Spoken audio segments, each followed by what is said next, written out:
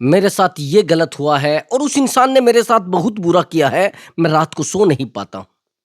मुझे रात को नींद नहीं आती है, उस लड़की ने मेरे साथ बहुत बुरा किया है। उस व्यक्ति ने मेरे साथ बहुत बुरा किया है, उस मेरे नौकर ने मेरे साथ बहुत बुरा किया है, उस मेरे भाई ने मेरे साथ बहुत बुरा किया है। मैं सारी रात नहीं सो पाता हूँ, मैं सारी रात नहीं सो पाती हूँ। सबसे पहली बात तो ये है, मेरा आपसे एक प्रश्न है और बड़ा गहरा प्रश्न है। एक बात बताइए आप, अभी 1 मिनट पहले जो आपके साथ हुआ है, क्या उसको आप बदल सकते हैं? उसमें कुछ परिवर्तन कर सकते हैं? या प्रयास करके भी उसमें कुछ परिवर्तन ला सकते हैं? जब आप जानते हैं कि 1 मिनट पहले जो मैंने किया है, जो मेरे साथ हुआ है और जो मैंने लोगों के साथ किया है या लोगों ने मेरे साथ किया है, क्या उसको मैं बदल सकता हूं? तो फालतू की चीजों को अपने दिमाग में बिठाए क्यों बैठे हो भाई? दूसरी बात, अगर वैज्ञानिक ये सोचने लग जाए कि भाई ये प्रकृति कैसे बनी है, ये दुनिया कैसे बनी है, अगर वो सोचने भी लग जाए, क्या दुनिया को बदल देंगे? क्या चीजों को अलग कर देंगे? क्या लोगों के जीवन में परिवर्तन ला देंगे? सच बात यह है कि बेफिजूल के सवाल हैं। यदि आपके पास्ट में बहुत बुरा बीता है, बहुत गलत चीजें बीती हैं और आप उनका बोझ अपने सिर पर रखकर ढो रहे हैं, अपने जीवन में बार-बार उन चीजों को याद करते हैं और बार-बार रोने लगते हैं, सच बात तो यह है कि अभी आप उस प्रकार के व्यक्ति नहीं बने हैं, अभी आपके अंदर मैच्योरिटी नहीं आई है। आप जीवन में कभी तरक्की नहीं कर सकते अगर आपके जीवन में भूतकाल अभी भी है। आप पास्ट की चीजों को नहीं भूल पाए हैं। अब आप कहेंगे ऐसे कैसे हो सकता है? मैं बताता हूं। भाई एक बात बताइए, आप नदी का एक किनारा छोड़े बिना दूसरे किनारे पर पहुंच जाओगे आप? जब तक आप नदी का एक किनारा नहीं छोड़ोगे, तब तक आप दूसरे किनारे पर नहीं पहुंच सकते। आज की इस वीडियो में मैं आपको बताऊंगा, यदि आपको ओवर थिंकिंग होने लगी है और पास्ट की चीजों को सोचकर आप परेशान रहते हैं, पास्ट की चीजें आपके जीवन में आकर अटक जाती हैं और बार बार उनको सोचकर आप परेशान हो जाते हैं, रातों की नींद उड़ जाती है आपकी, आप बार बार सोचने लगते हैं, बार बार परेशान होने लगते हैं। अगर ऐसा आपके साथ हो रहा है, तो आज की इस वीडियो में मैं 10 तरीके बताऊंगा, जो 10 तरीके अगर आपने यूज कर लिए, सच मानिए आप जीवन में वो मुकाम हासिल कर लेंगे जिसको कभी आपने सोचा भी नहीं था। भाई मैं आपको अपने जीवन का एक एग्जांपल देता हूं। कुछ समय पहले मेरे जीवन में बहुत सारी घटनाएं हुई थी, घटनाएं हुई, उनको सीधा दुर्घटना मान लेना। मेरे जीवन से उनको कुछ लेना देना नहीं था, लेकिन मेरे जीवन से बहुत गहरा लेना देना भी था। मेरे परिवार की चीजें थी। जब कोई चीज हमारे हाथ से छूट जाती है, तो उस वस्तु के छूटने का हमें दुख भी होता है और बहुत तकलीफ भी होती है, अंदर तक हम घुट भी जाते हैं, बार बार पास्ट को याद करते हैं और बार बार परेशान होते हैं। हमारे जीवन को चीजें कुरेद कुरेद कर आधा कर देती है। मेरे जीवन में भी सब यही होता था। 5 साल पहले मेरे साथ कुछ घटनाएं हुई थी, होती नहीं थी, हुई थी, और उनको मैं याद करता था, तड़पता था। कई बार तो मेरे साथ ऐसा भी हुआ है कि मैं अकेला ही लेटा रहता था, जहां पर मैं रहता था वहां अकेला रहता था। यकीन मानिए आप, कई बार तो मैं इतना ज्यादा रोया हूं कि पड़ोस वाले मुझसे पूछते थे, क्या हुआ भाई इधर, कौन रो रहा था? तो मुझे ये कहना पड़ता था कि कौन रो रहा था, मुझे भी नहीं सुनाई दिया, शायद क्या पता किसकी आवाज होगी। तो मुझे किसी मैं एक गुरु जी के पास गया, उन्होंने मुझे एक कहानी सुनाई और मुझे भी लगा कि सच में यही है, सच में यही जीवन है, सच में यही जीवन का आधार है। आपके रिश्ते जो हैं वो आपके जीते जी हैं। एक गांव में कहावत है कि रिश्ते जो होते हैं वो जीते जी के होते हैं। जब तक आप जिंदा हैं तब तक तो आपको रिश्ते हैं, नहीं तो जिस दिन आपकी मृत्यु हो गई, जिस दिन आपको मृत्यु शैया पर बैठा दिया गया, जिस दिन आप चिता में जल गए, उस दिन आपके रिश्ते भी उस चिता में जल जाएंगे। आप किसी के पिता हैं, आप किसी के पति हैं, आप किसी के भाई हैं, आप किसी के बेटे हैं, वो रिश्ते पता नहीं कितनी सेकंडों में आपके जीवन से, जीवन तो बचेगा ही नहीं, आपकी यादों से भी खत्म हो जाएंगे। थोड़ा ध्यान से सुनना, वो जो मुझे कहानी बताई गई है, ये पहला पॉइंट है। यदि आपने अपने जीवन को जीना है और जीवन को बेहतर दिशा देनी है, तो नदी का एक किनारा छोड़ना पड़ेगा, तब जाकर आप जीवन को बेहतर बना सकते हैं। सबसे पहला पॉइंट, और ये स्टोरी के साथ साथ समझना। उन्होंने कहा कि एक बात बताइए बेटा, एक व्यक्ति है जो अपने जीवन को नहीं भूल पा रहा है, नहीं भूल पा रहा अपने पास्ट को। कि सेम आप जैसे एक व्यक्ति किसी गुरुजी के पास जाता है, उसको बड़ी तकलीफ थी अपने परिवार से।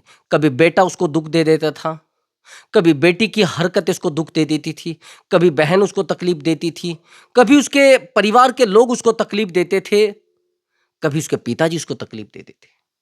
अब उसको किसी ने कहा कि भाई देखो, ये तो जीवन है, ये तकलीफों का जीवन है, ये पीड़ा का जीवन है। यदि आप इस जीवन में हैं और आप किसी भी रिश्ते में चले जाना, दुखों से भरा हुआ है। भाई बनोगे तो भी भाई से आपको कष्ट मिलेगा, मित्र बनोगे तो मित्र से आपको धोखा मिलेगा। सच बात तो यह है कि धोखा आपका गुरु होता है। आज के समय में धोखा आपका गुरु होता है।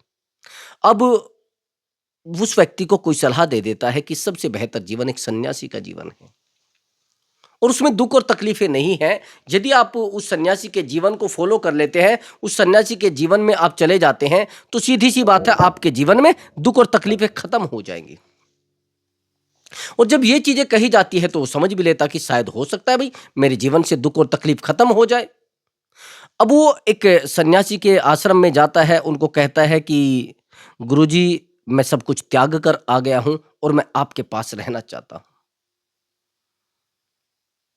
उन्होंने कहा कि मैं ही दूसरे के पास रहता हूं, कि आप किसके पास रहते हैं?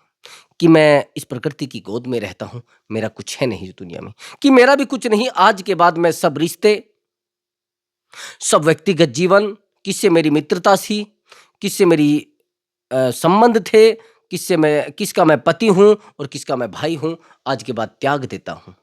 कि देख लीजिए, बड़ा कष्ट होगा आपको, बड़ी मुश्किल होगा, आप नहीं त्याग सकते। कि नहीं त्याग सकते, मैं त्याग चुका हूं, मैं छोड़ चुका हूं वो सब रिश्ते जिन रिश्तों की आप बात कर रहे हैं। कि सोच लीजिए महोदय, ये सब चीजें नहीं चलेंगी और श्रीमान जी आप नहीं छोड़ पाएंगे। अब कुछ समय बीतता है और गुरुजी उसकी बात मान लेते कि शायद छोड़ दी होगी भाई। कुछ लोग कठोर निर्णय भी ले सकते हैं और अपने निर्णय को लेकर जीवन को चला भी सकते हैं। ऐसे जब उसको बोला जाता है तो बड़ी कमाल की बात होती है और माना भी जाता है।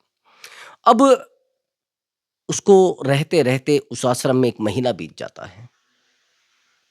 सब कुछ जीवन में बेहतर चलता रहता है, लेकिन वो जो पुरानी यादें थी, भाई मेरे आने के बाद मेरी बेटी का क्या होगा, मेरे आने के बाद मेरे बेटे का क्या होगा, और मेरे आने के बाद मेरी पत्नी के साथ कौन रहेगा, कौन सोएगा, कौन खाएगा, कौन क्या करेगा, कोई पता नहीं।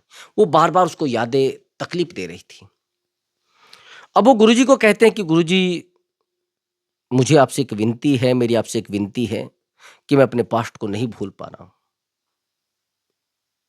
मेरा जो अतीत है वो बार बार मुझे याद आता है और बार बार मैं ओवर थिंकिंग करने लगता हूं, मैं बहुत सोचने लगता हूं और पूरी पूरी रात्रि मैं सो नहीं पाता हूं और मैं रात्रि में करवट बदलता रहता हूं।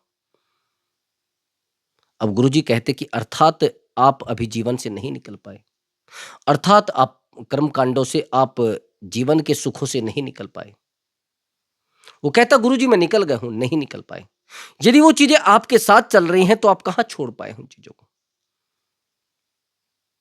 समझ रहे मेरी बात को? कहा जाता है कि अगर आप नहीं छोड़ पाए हैं तो सीधी सी बात है, आप अभी भी वहीं अटके हैं जहां से आप चले थे।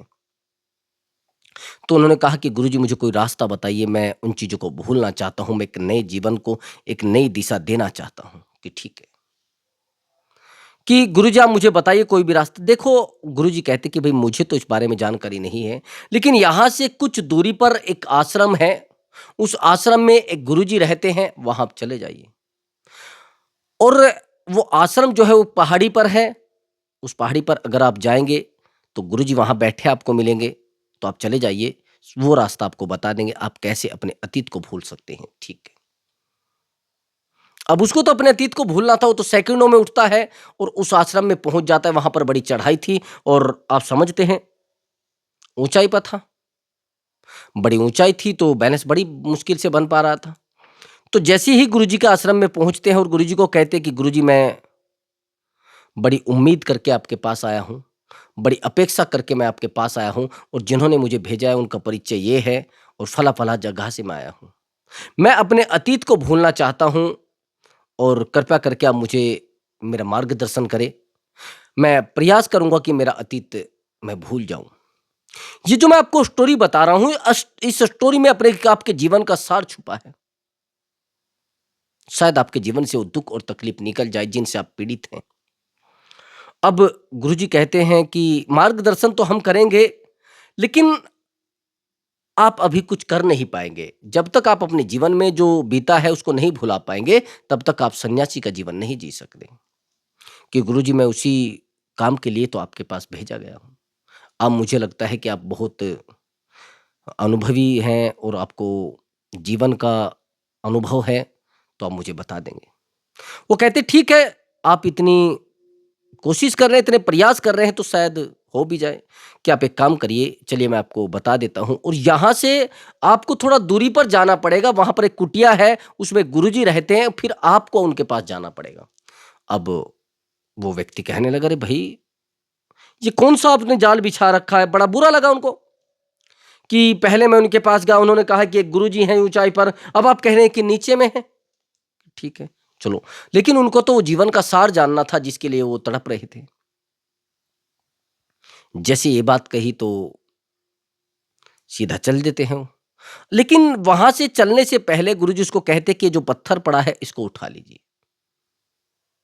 अब उसने सोचा, रे भाई, जीवन का सार पूछना है और अतीत को भुलाना है, इससे बड़ा सुख क्या होगा, मैं पत्थर को ही उठा लेता हूं। अब जैसे वो पत्थर उठाता है, गुरुजी के पीछे पीछे चलता रहता है। बीच में चलते चलते कई बार संतुलन बिगड़ता भी है, बैलेंस बिगड़ता भी है, लेकिन पसीने आ जाते हैं, परेशान हो जाता है। लेकिन लक्ष्य कुछ और था, अपने अतीत को भुलाना और उसके बारे में यादें बिल्कुल खत्म कर देना। ये तो निर्णय बना हुआ था उस व्यक्ति का। अब पत्थर उठाए हुआ था, तो जैसे ऊपर से चल रहा था, बैलेंस बिगड़ रहा था, फिर बैलेंस बन रहा था, फिर बैलेंस बिगड़ रहा था। अब गुरुजी उस कुटिया के पास पहुंच जाते हैं, जिस कुटिया में ये उसको ज्ञान देना था कि कैसे भूला जाएगा। अब जैसे ही गुरुजी के पास वो आता है, अरे, ये पत्थर आप उठा कर ले आए? कि हाँ, उठा लाया गुरुजी। आपने ही तो कहा था इसको उठा लो। मैंने ये कहा था इसको उठा लो, मैंने ये नहीं कहा था कि आप इसको अपने साथ लेकर आ जाओ। अब वो कहने लगे, अच्छे मूर्ख गुरुजी हैं आप, क्या हैं? बड़ा गुस्सा होता है। अब वो तो गुरुजी है, कहीं ना कहीं कुछ सोच ही रखा था, कुछ बड़ी बात सोच रखी थी। उसने सोचा, भाई गुरुजी हैं तो क्या पता क्या बात होगी। अब उन्होंने कहा, अच्छा एक बात बताइए, आप एक पहाड़ी से नीचे आए हैं, तो आप सीधे सीधे? नहीं नहीं गुरुजी, मैं बड़ा बैलेंस बनाकर आया हूं, और कई बार तो मैं गिरने से बचा हूं, कई बार मैं गिर जाता तो मर जाता वहां से, पहाड़ी से। कि अच्छा, कि हाँ। अब मैं आपसे पूछना चाहता हूं कि ये यात्रा जो आपने चली है, ये पत्थर आपके साथ रहा है तो आपको बैलेंस बनाने में बड़ी दिक्कत हुई? कि हाँ। तो ये भी एक जीवन की यात्रा है। जब तक आप दूसरी चीजों को नहीं छोड़ पाएंगे, आप दूसरे किनारे को नहीं छोड़ पाएंगे, तब तक आप नदी के दूसरे किनारे पर नहीं पहुंच पाएंगे। जब तक आप अपने अतीत को नहीं भुला पाएंगे, तब तक आप दूसरी चीजों को स्वीकार नहीं कर सकते। समझ रहे? जब तक पानी के डब्बे को खाली नहीं किया जाएगा, तो उसमें दूसरा पानी नहीं डाला जा सकता। समझ गए? ये जीवन का सार है। जब तक आप उन चीजों को नहीं भुला पाएंगे, फिर उनको कहा गया कि भाई, जब तक आप अपने अतीत को नहीं भुला पाते, आप सन्यासी का जीवन नहीं जी सकते। सबसे आवश्यक है कि आपकी यादें जो हैं, उसकी जो यादें हैं आपको सताती है, उनको सबसे पहले साइड करना पड़ेगा। नहीं तो जीवन को आप नहीं जी सकते, और ना जीवन की नई शुरुआत कर सकते हैं। मैं वही तो कह रहा था, कुछ समय पहले मेरे जीवन में वो चीजें बीती थी, और जब तक मैंने उनको नहीं छोड़ा, तब तक मैं एक नई दिशा नहीं पकड़ पाया, तब तक मैं अपने जीवन में एक नई दिशा में नहीं जा पाया। तकलीफें मिली, पीड़ा मिली, लेकिन जीवन को बदल दिया। अब दूसरी बात समझना जो मैंने आपको बताना है, भाई जीवन को जीना है तो पहले तो उन लोगों को डिलीट अपने जीवन से करो, उन लोगों को अपने जीवन से निकालो जो आपको अतीत की याद दिलाते हैं, आपको अतीत के बारे में समझाते हैं। अरे नहीं, आपके बेटे हैं, अरे नहीं आपकी पत्नी है, अरे नहीं आपके भाई हैं, अरे नहीं आपकी माताजी है। ऐसे लोगों से पहले अपने आप को दूर करो। ये दूसरा पॉइंट है। सबसे पहले तो ऐसे लोगों से अपने आप को दूर करो, तब जाकर आप ऐसे लोगों को अपने जीवन से निकाल सकते हैं, और उस अतीत को भूल सकते हैं, उस पीड़ा को भूल सकते हैं जो आपको मिली है। एक नई प्रेरणा आप ले सकते हैं। समझ रहे? बलिदान आपको करना पड़ेगा भाई, सैक्रिफाइसेस आपको करने पड़ेंगे। त्याग करने पड़ेंगे। जब तक आप त्याग नहीं करेंगे, बलिदान नहीं करेंगे, तब तक आप जीवन में कुछ पा ही नहीं सकते। त्याग आपके जीवन का आधार हुआ करता है। अब दूसरी बात मैंने आपको बता दी। अब तीसरा पॉइंट, भाई एक बात बताइए, कुछ लोग ये कहते हैं अरे भूलने से क्या होगा, कुछ चीजें सही हो जाएंगी क्या? हाँ, बिल्कुल। मैं कहता हूं अगर आप बेहतर जीवन की कल्पना कर चुके हैं, आप बेहतर जीवन जीना चाहते हैं, अच्छा जीवन आप जीना चाहते हैं, एक जिसे कहते हैं ना तपस्वी का जीवन जीना चाहते हैं, तो आपको उन लोगों के जीवन को पढ़ना पड़ेगा, उन महापुरुषों के जीवन को पढ़ना पड़ेगा जिन्होंने त्याग किया है। सबसे पहले पॉइंट पर प्रभु श्री राम। यदि प्रभु श्री राम ने त्याग ना किया होता और अपने 14 साल के वनवास को नहीं काटा होता, तो केवल वो एक व्यक्ति थे, फिर महापुरुष नहीं होते, फिर वो लोगों के लिए प्रेरणा स्रोत नहीं होते, लोगों के लिए दिशा निर्देशक नहीं होते, पथ प्रदर्शक नहीं होते, वो केवल एक आम व्यक्ति बनकर रह जाते। वहीं पर दूसरे नंबर पर आते हैं बुद्ध। बुद्ध को हर व्यक्ति जानता है, मैं भी जानता हूं, प्रभु श्री राम को भी सब लोग जानते हैं। आप एक बात बताइए, अगर इन दोनों के जीवन की कल्पना की जाए, दोनों के जीवन को पढ़ा जाए और दोनों के जीवन की गणना की जाए, तो दोनों राजा के पुत्र थे। सुख, वैभव, संपत्ति, धन, संपदा सब कुछ था, लेकिन त्याग किया है उस सुख, वैभव, संपदा का, तब जाकर उस लेवल पर पहुंचे हैं जो लेवल केवल कल्पना मात्र होती है लोगों के जीवन में। तो त्याग आपको करना पड़ेगा। अब दूसरी बात सुन लेना, मैंने बता दी, 3 बात आपको बता दी। अब तीसरा तो पॉइंट मैंने आपको बता दिया, अब चौथा पॉइंट सुन लेना। मेरा चौथा पॉइंट बड़ा गहरा है।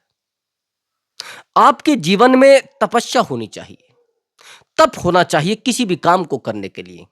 यदि आप सन्यासी का जीवन जीना चाहते हैं, वो भी तपस्या है। यदि आप अकेले जीवन जीना चाहते हैं, वो भी तपस्या है। यदि आप विद्यार्थी का जीवन जीना चाहते हैं, वो भी तपस्या है। यदि आप पिता का जीवन जीना चाहते हैं, वो भी तपस्या है। और यदि आप भाई का जीवन जीना चाहते हैं, वो भी तपस्या है। लेकिन ईमानदारी के साथ आपको तपस्या करनी पड़ेगी, और कोई महीने 2 महीने की नहीं। अपने ऊपर काम करना पड़ेगा, वो भी तप होता है एक। भाई से प्रेम चाहिए तो तपस्या, बेटे से प्रेम चाहिए तो तपस्या, गहन तपस्या मतलब शांति की तपस्या। आपको 3 साल के लिए अपने आप को चुप करना पड़ेगा, शांत करना पड़ेगा, लोगों की बातों को रिएक्ट करना बंद करना पड़ेगा। बार बार आप जो रिएक्ट करते ना, अरे नहीं ऐसा तो ऐसा हो जाएगा, ऐसा करोगे तो वैसा हो जाएगा, समझ रहे? शांत जीवन की कल्पना करनी पड़ेगी। 4 पॉइंट मैंने आपको बता दी, अब 5वां पॉइंट सुन लीजिए। यदि आप बहुत सोचते हैं और विचार आप बार बार करते हैं अपने जीवन पर, तो आपको क्रोध को बिल्कुल खत्म करना पड़ेगा अपने जीवन से। जब तक आप क्रोध को खत्म नहीं करेंगे, तब तक आप जीवन में कुछ नहीं कर सकते मेरे भाई। सबसे पहले आपको क्रोध को खत्म करना पड़ेगा। क्रोध खत्म यानी आपके नए जीवन की शुरुआत। क्रोध का त्याग करना पड़ेगा। क्रोध को यदि आप नहीं त्याग सकते, तो जीवन को आप बेहतर नहीं बना सकते, जीवन को नहीं बदल सकते, जीवन को दिशा नहीं दे सकते। क्रोध जिस दिन आपने खत्म कर दिया, उस दिन आपके जीवन में परिवर्तन 100 के 100% निश्चित है। वो कहते हैं ना, क्रोध एक कोयले के समान होता है, जैसे एक जला हुआ कोयला होता है। जिस व्यक्ति के ऊपर वो कोयला फेंका जाता है, उसको भी जलाता है, और जिस व्यक्ति के हाथ में वो रहता है, उसको भी जलाता है। इसलिए मैं कहता हूं कि क्रोध को साइड कर दीजिए अपने जीवन से, दिशा बदल दीजिए भाई क्रोध की। अब 6वां पॉइंट, यानी जो 6 पॉइंट है, ये बड़ा गहरा है। आपको उन्हीं चीजों की सोच होती है जो आपके जीवन में नहीं होती, जो आपके हाथ से छूट गई। जो आपके पास है उसकी सोच क्यों नहीं होती भाई? यदि आपकी पत्नी आपके बराबर में बैठी है, तो उसका फिक्र क्यों नहीं है? जो पत्नी आपसे दूर बैठी है, उसका फिक्र क्यों है? जो बेटा आपके पास बैठा है, उसका फिक्र क्यों नहीं है? जो आपसे दूर बैठा है, उसका फिक्र क्यों है? यानी आप अभी अज्ञान हैं, आपके पास अज्ञानता है, ज्ञान नहीं है। जो वस्तु हमारे पास है उसकी अहमियत नहीं है जीवन में, जो वस्तु हमारे पास नहीं है उसकी अहमियत है। अर्थात अहमियत आपको उन चीजों की करनी पड़ेगी जो आपके पास है। ये पहले दिमाग में सोच लेना, उसके बाद आपके जीवन में सोच और तपस्या ऑटोमेटिक खत्म हो जाएगी। ज्यादा ड्रामा करने की आवश्यकता नहीं पड़ेगी। आया समझ में आपको? अब मैंने कितने पॉइंट आपको बता दिए? 6। अब ये 7वां पॉइंट जो है, 7वां पॉइंट जो है 7वां, इसको थोड़ा सोचेंगे तो विचार भी आपको लगेगा कि हाँ, ऐसा भी होता है। जिन लोगों के लिए हम तड़प रहे हैं, जिस वस्तु के लिए हम तड़प रहे हैं, वो एक भौतिक है। अभी मैं जिस पॉइंट पर आया हूं वो भौतिक है। सच बात तो यह है कि उनको नष्ट होना है। सच बात तो यह है कि आपको भी नष्ट होना है। सच बात तो यह है कि उनसे आपकी भावना जुड़ चुकी है, केवल दूसरा कुछ नहीं है। पहले आपको अपनी भावनाओं पर नियंत्रण करना पड़ेगा। उस वस्तु से अपनी भावनाओं को हटाइए। वस्तु जो भी है वो भौतिक है, उसको समझ लीजिए कि भौतिक है, आज नहीं कल नष्ट होनी है। अब मेरी बात को थोड़ा ध्यान से सुनना, अब मैं आपको बताता हूं 8वां पॉइंट। सबसे पहले आपको अपनी भावनाओं पर नियंत्रण करना पड़ेगा। आप किसी को भी देखते हैं, उससे आप लगाव कर लेते हैं। किसी भी व्यक्ति से आप अपने जीवन को जोड़ लेते हैं, और जब आप किसी भी व्यक्ति से अपने जीवन को जोड़ लेते हैं, सीधी सी बात तो यह होती है कि किसी भी व्यक्ति से अपने जीवन को जोड़ना अर्थात आप अपने जीवन को अकेला कर रहे हैं, अर्थात आप अपने जीवन को बेहतर नहीं बना पा रहे हैं। आप आज नहीं कल अकेले पड़ जाएंगे। समझ रहे? भावनाओं को रोक लीजिए। अब 9 जो 9वां पॉइंट है वो बड़ा गहरा है। हर व्यक्ति के सामने रोना भी बंद कर दो भाई। यह आप बहुत बड़ी गलती करते हैं, बहुत बड़ी मिस्टेक है। आज के बाद किसी व्यक्ति के सामने रोना, धोना, गिड़गिड़ाना, उसको आपके दुखों से कोई फर्क नहीं पड़ता है। उसको पड़ता है फर्क आपकी खुशियों से। समझ रहे मेरी बात को? अब ये जो 10वां पॉइंट है, ये आप कभी फॉलो नहीं कर पाते, इसी कारण आज आप अकेले हैं, इसीलिए आप परेशान रहते हैं। आपको खुशियों को फॉलो करना पड़ेगा, खुशियों को अपने पास लाना पड़ेगा, और खुशियों को अट्रैक्टिव लेवल पर लेकर आना पड़ेगा। आपको अट्रैक्टिव व्यक्ति बनना पड़ेगा ताकि लोग आपके पास आए, आपसे अट्रैक्ट हो, आपके जीवन में आए, आपसे जुड़ने का प्रयास करें। फिर देखिए कैसे आपके जीवन से सोच और परेशानी खत्म होती है, और बार बार आपका विचार करना भी बंद हो जाएगा। तो दोस्तों, यदि आपको हमारा वीडियो अच्छा लगा है तो वीडियो को लाइक करें और चैनल को अवश्य सब्सक्राइब करें। प्रणाम मेरे प्रिय दर्शकों।